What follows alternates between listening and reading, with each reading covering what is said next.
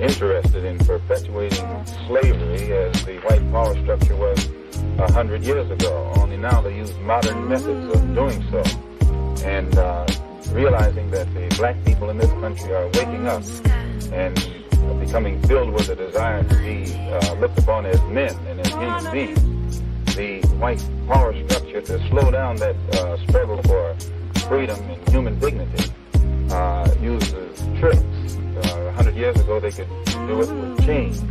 Today they use tricks. And one of the tricks that they've invented is this token integration, to get Negroes, so-called Negro leaders, to accept a few token crumbs of integration that don't solve any problem for the masses of black people in this country whatsoever, but it does make the hand-picked Negroes be satisfied, to slow down the cry of the masses.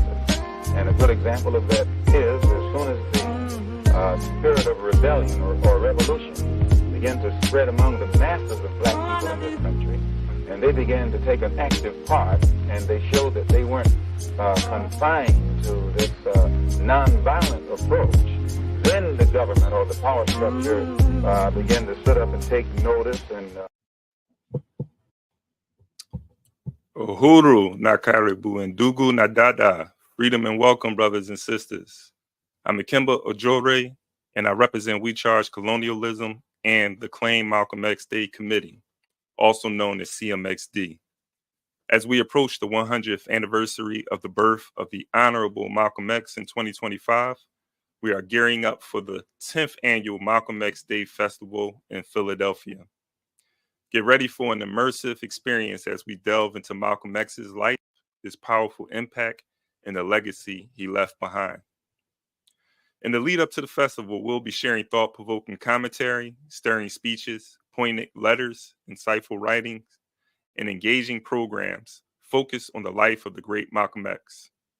Our goal at CMXD is to carry forward the mission that was left incomplete after Malcolm X's untimely passing, and your support is invaluable in this journey. Join us in this meaningful commemoration by liking, sharing, and subscribing to our channel. And your active participation is what makes this all possible. And we truly appreciate your contribution. So together, let's embark on this journey towards this momentous Malcolm X Day 100 celebration. Make sure that you follow CMXD Philly on all social media platforms to stay updated. Now sit back and enjoy. You don't scare Negroes today with no badge or no white skin or no white sheep or no white anything else. The police the same way. They put their club upside your head and then turn around and accuse you of attacking them. Every case of police brutality against a Negro follows the same pattern. They attack you, bust you all upside your mouth, and then take you to court and charge you with assault. What kind of democracy is that? What kind of freedom is that?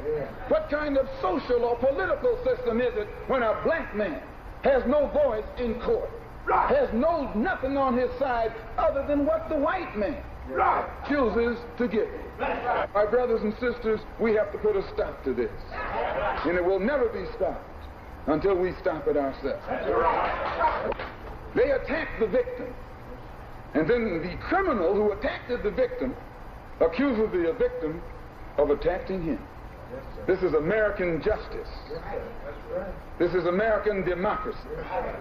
And those of you who are familiar with it know that in America, democracy is hypocrisy.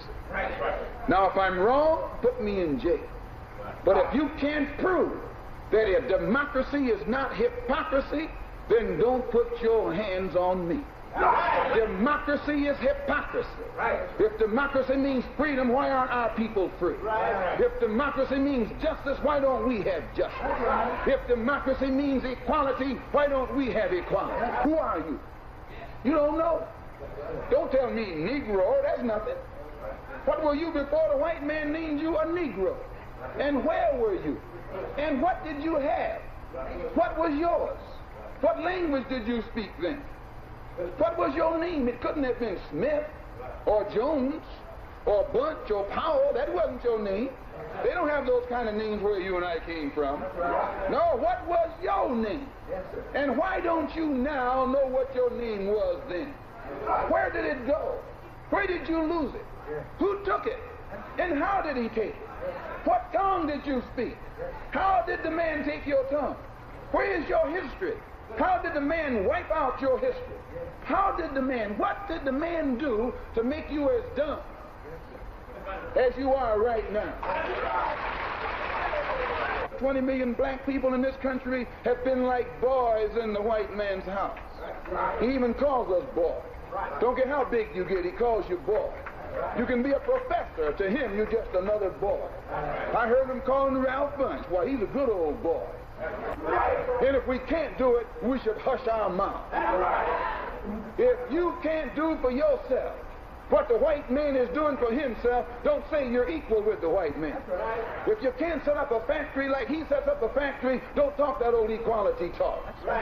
Get off the welfare. Get out of that compensation line. Be a man. Earn what you need for your own family. Then your family respects you. They are proud to say, that's my father. She's proud to say, that's my husband. Father means you're taking care of those children. Just because you made them, that don't mean you're a father. Anybody can make a baby, but anybody can't take care of them. Anybody can go and get a woman, but anybody can't take care of a woman. Yes, we hate laziness. We hate drunkenness. We hate dope addiction. We hate nicotine. We hate all of the vices that the white man has taught us to partake in. And he accuses us of hating him. Why? Because the white man knows you're more dangerous sober than you are drunk. Yes.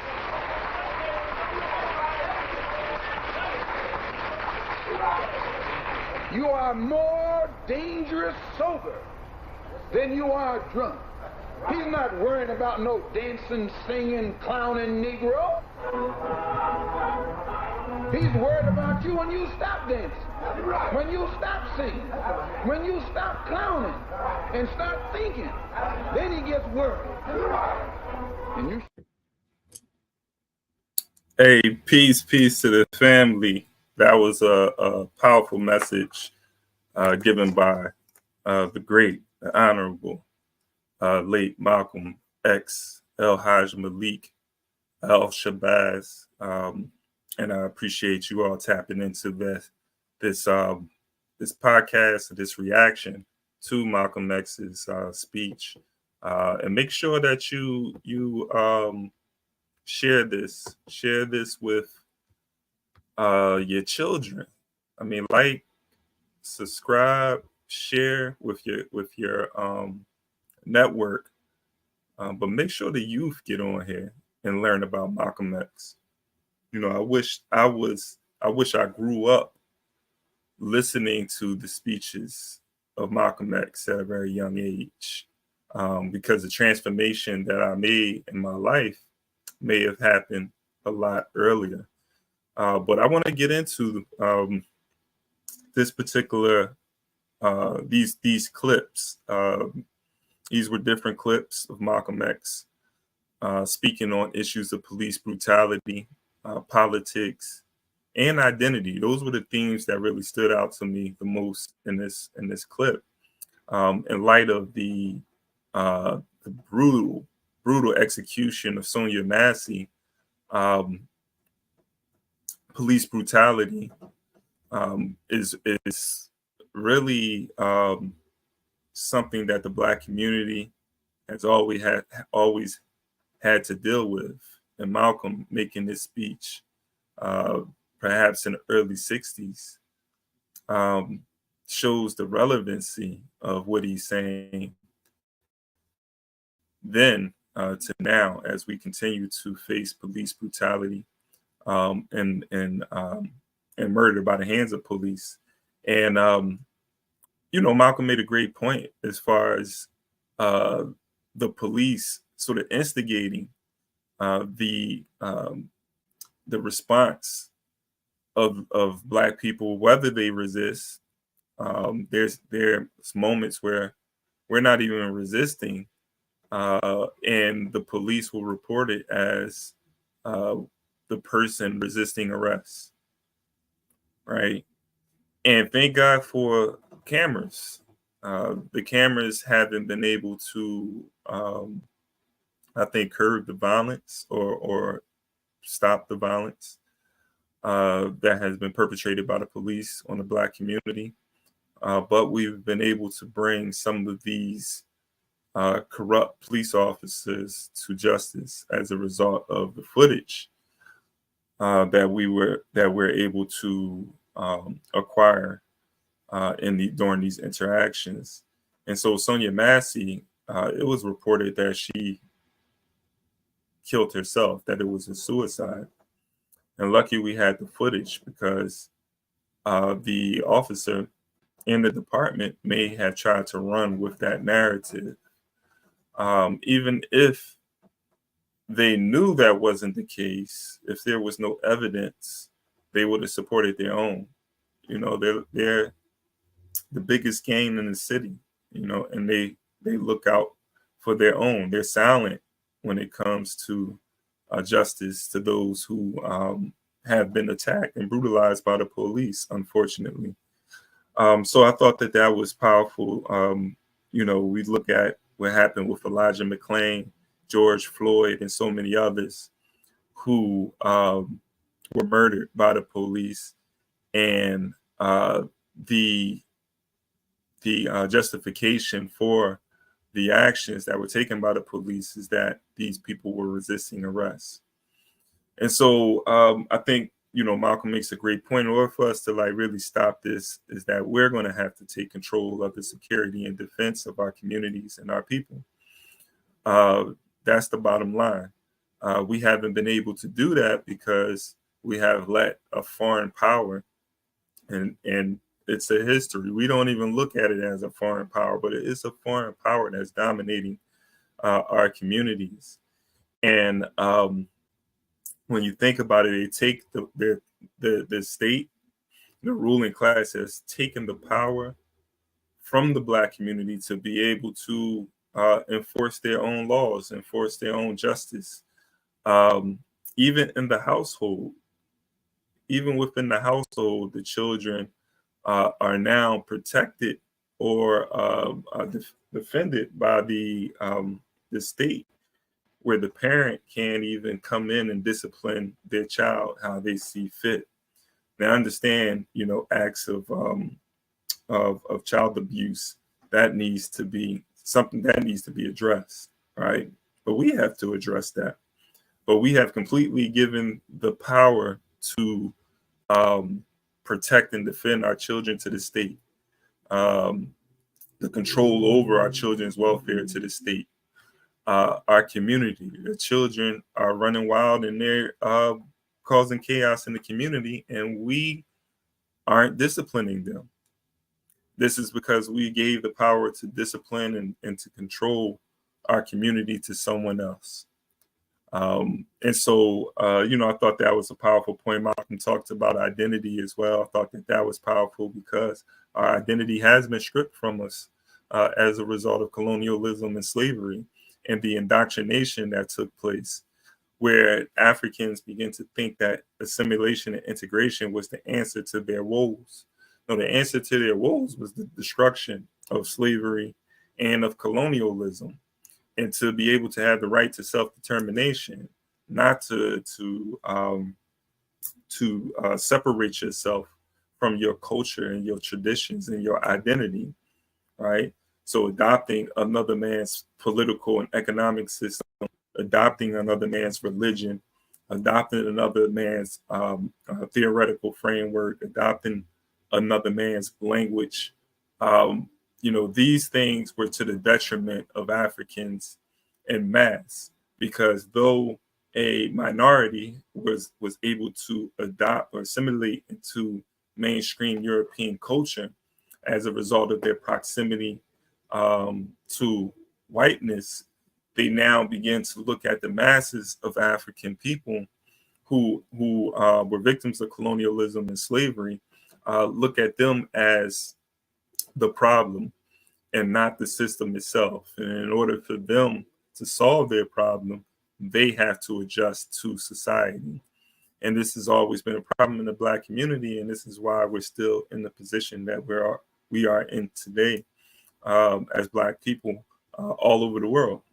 And this is why other groups can come into our community and dominate our communities, because they do it under the pretext that we want to be a part of this colonial capitalist system. And so we allow others to come into our community and gain control, to educate our children, gain control of our economy, and gain control over the security and protection of the members of our community. So, these are serious contradictions that Malcolm was addressing, and we have to address. We have to begin to develop schools to address the miseducation and indoctrination. And this will continue to be the theme as we go, as we continue to analyze and examine Malcolm X's speeches and so forth. And as we move into the 100th anniversary of the birth of Malcolm X, right? And so I'm excited about that because I'm preparing for some serious organizing and some serious nation building as we go into year 100. The other thing is just the hypocrisy, too, of what they call democracy. America has never been a democracy. We can critique the Electoral College as an example of the hypocrisy of America.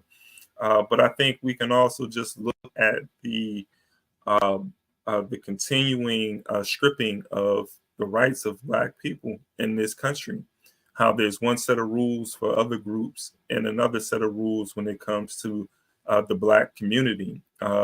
And though there aren't any specific laws that are put on the books that says that these laws are specifically for Black community, the passing of particular laws has the impetus of certain laws that are passed is to target the Black community. And this is why we're overrepresented in the jails and in the criminal and justice system. This is why you have somewhere between 1/3 and 1/4 of our community tied to the system, whether behind bars or on probation or parole. This is the experience of Black people in America as a result of the abridgment of our was supposed to be our constitutional rights. This happened all through the antebellum period in the United States, where free Blacks were criminalized. And then after the ending of chattel slavery in this country, a new form of slavery was put in place a new form of slavery was put in place that led to the criminalizing of the newly free slaves, right? In order for the rationalizing of mass incarceration of African people, there had to be this criminalization of Black folks and sort of the dehumanization of Black folks that took place, where the injustices that were committed against Black folks, whether it was this mass incarceration or lynching and so forth, it was justified because Black people were a danger to society. And so they would have discussions whether this was inherent or not, but that was inconsequential to the fact that Black people are criminal. Black people are uncouth savages that need to be civilized. And so the experiment was the civilizing of the Black community by these outside forces. And so we became objects, and we still are objects in American society. So Malcolm he really was bringing out all of these contradictions, and this is why I can appreciate Malcolm X so much, and I appreciate this video. I appreciate you all for also tapping in. There's going to be more of these just short clips and videos that really just talk about, the ideas of Malcolm X and how we can begin to implement the strategies and programs that Malcolm had left behind. So again, appreciate you all tapping in. This is Claim Malcolm X Day Philly. Make sure that you subscribe to the channel. Make sure that you follow us on all social media platforms. And until next time, Black Power, Uhuru should always be on our mind.